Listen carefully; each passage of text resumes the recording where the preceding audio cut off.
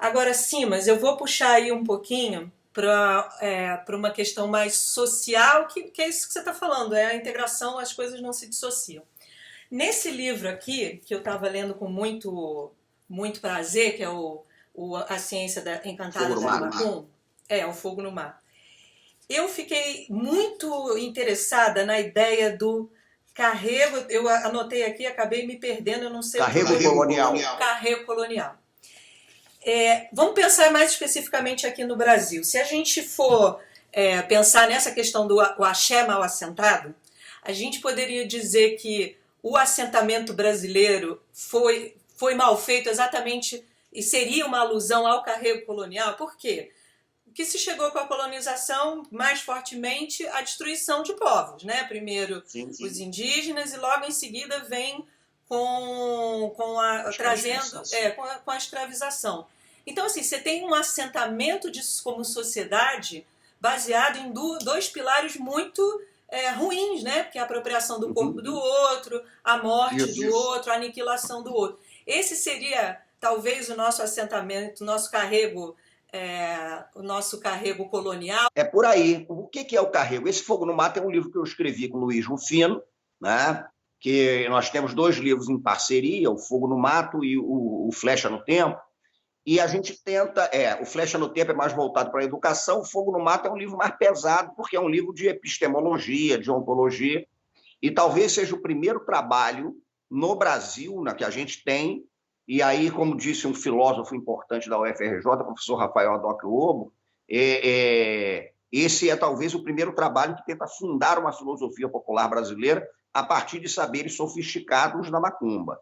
E a gente cria uma série de conceitos nesse livro, a gente trabalha com cruzo, cultura de síncope, né, oxalufânico, exusíaco, carrego colonial, padilhamento dos corpos, a gente trabalha com uma série de coisas aí. Mas o que acontece? Carrego, né, para quem não é versado nas macumbas, muita gente que está assistindo, carrego é uma carga pesada, né? O carrego é aquela carga que é jogada em cima de você e da qual você tem que se livrar. E aí no livro a gente propõe enxergar a colonialidade como um carrego, porque o projeto colonial, do colonialismo, né, ele é um projeto fundado na destruição dos povos originais, né, no genocídio dos povos originais. Ele é um projeto fundado na captura dos corpos, né, na dimensão do trabalho. A gente costuma dizer que o colonialismo ele pensa os corpos em cima de 4 instâncias de domesticação. Você tem um corpo domesticado como ferramenta para o trabalho. É o corpo arado, é o corpo inchada, o corpo escravizado. Você tem o corpo masculino domesticado na lógica da virilidade, né? É uma domesticação. Você domestica aquele corpo para ele ser viril, para ele ser um corpo agressivo, né? Você tem um corpo feminino que é domesticado na lógica reprodutiva. É aquele corpo que só serve se a dimensão dele for a dimensão da reprodução. E todos os corpos são domesticados na lógica do pecado. É pelo corpo que você pode pecar.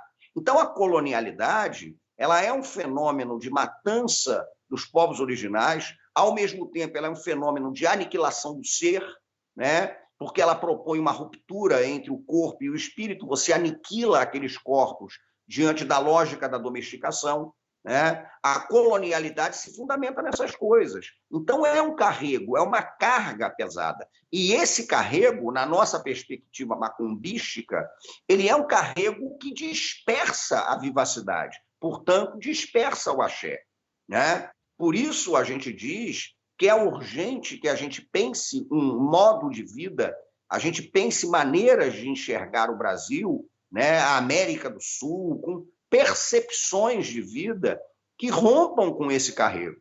Porque esse carrego nos prende, esse carrego dispersa a vivacidade. É um projeto de morte. O projeto da colonialidade é um projeto de morte, é um projeto de genocídio, é um projeto de domesticação dos corpos, é um projeto fundado na angústia, é um projeto fundado, né, numa patologia. O Fanon, que foi um grande pensador, né, da decolonialidade, costumava dizer, Francis Fanon, pensador da Martinica, ele costumava falar isso, né? Você gera uma patologia, a colonialidade é patológica. Então, você tem todo esse carrego, né, toda essa carga pesada que a gente traz da experiência da colonialidade e que é produtora incessante de mortandade, né? E que precisa ser superado. A gente propõe, por exemplo, que seja feito um ebó epistemológico. Quando a gente usa a expressão ebó epistemológico, é pensar outros caminhos, é pensar outros saberes, é pensar outras perspectivas, né? Outras perspectivas de mundo. É engraçado que eu sempre falava assim, é necessário pensar em outras visões de mundo.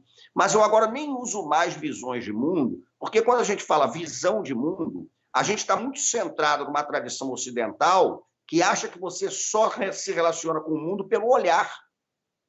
Eu costumo dizer que é percepção de mundo, porque você pode perceber o mundo pelo corpo, você pode perceber o mundo pelo cheiro, você pode perceber o mundo pela visão. Então, outras percepções de mundo, né, que construam um ser integral, né, um ser que não seja alijado das potências e saberes do seu próprio corpo, né? Isso é uma proposta que a gente faz.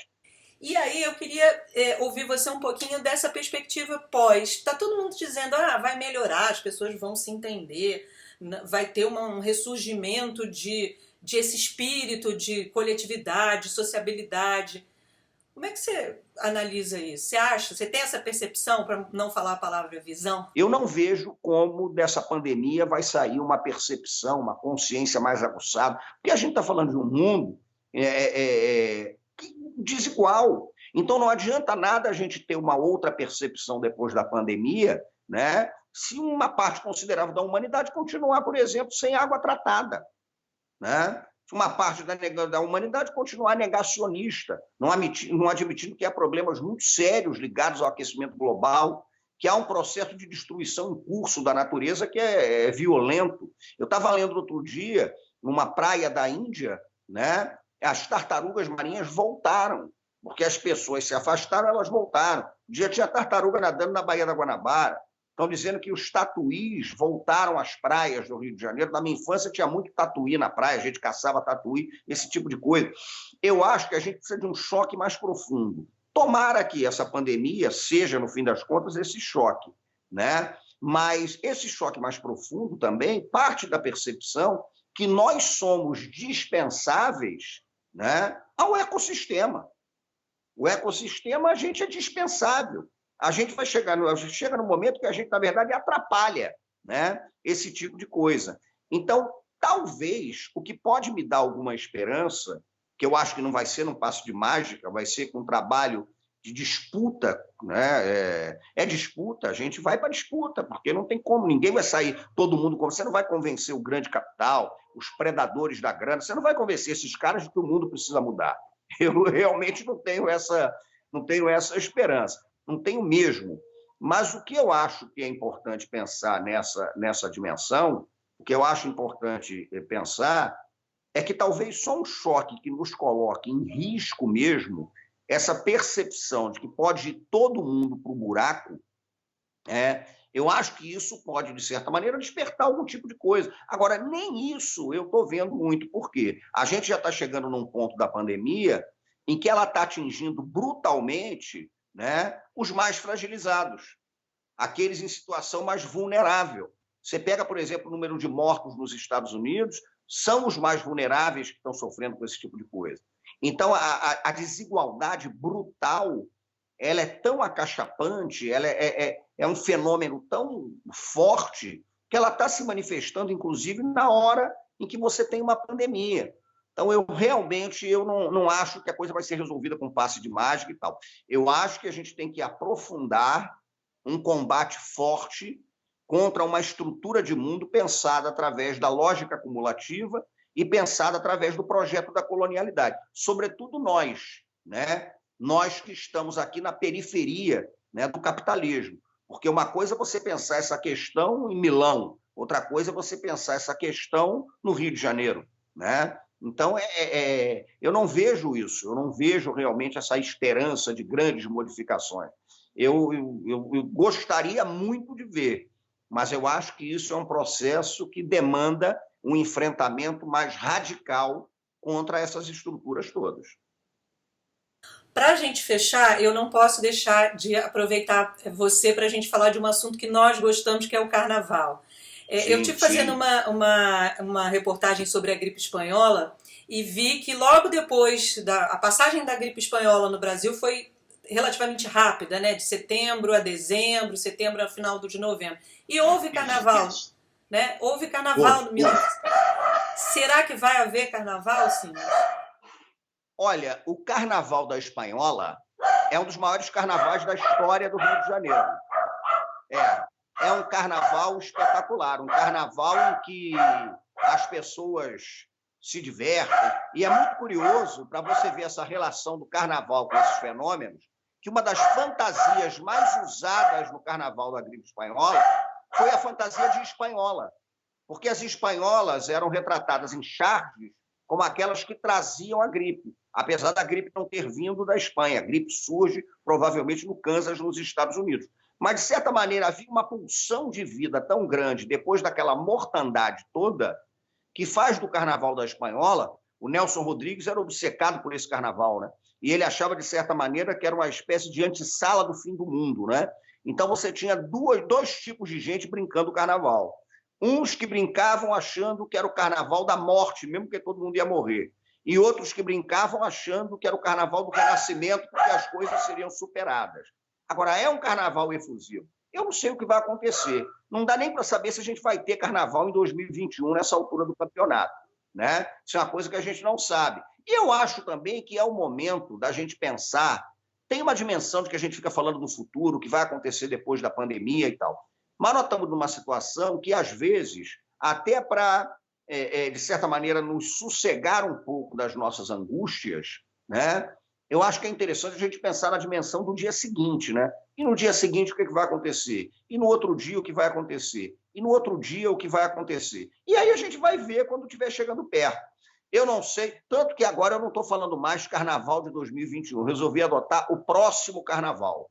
Simas, te agradeço imensamente essa conversa, foi ótimo. A mim me esclareceu muita coisa.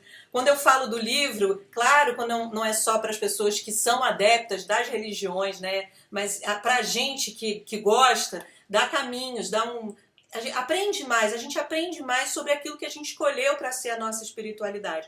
Mas é óbvio que abre a cabeça e dá um monte de caminho aí para um monte de gente que não seja da religião. Gostei muito do livro, viu? E estou esperando o próximo. Qual vai ser o próximo? Maravilha. Eu estou escrevendo, eu tenho uma história do Maracanã pronta, que passando tudo isso, pensa a construir o Maracanã, mas a partir de um Brasil que inclui escola de samba, que inclui terreiros de umbanda, né? Tem esse tipo de coisa. Tem um livro de ensaios com o professor Rafael Adoc Lobo, da filosofia, o Luiz Rufino também, chamado Arruaças.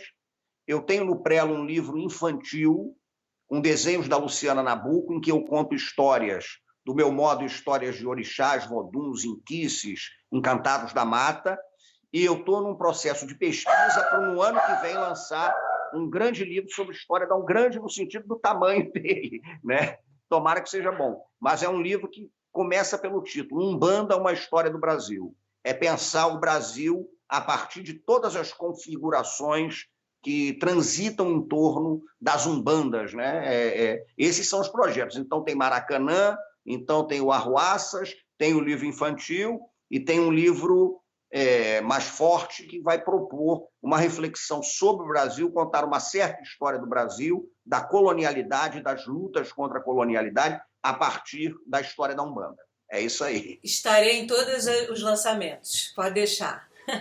Na rua. Na rua. É isso aí, Bárbara. Obrigado pelo papo. Eu que agradeço. Tchau, Simas. Valeu, tchau, tchau.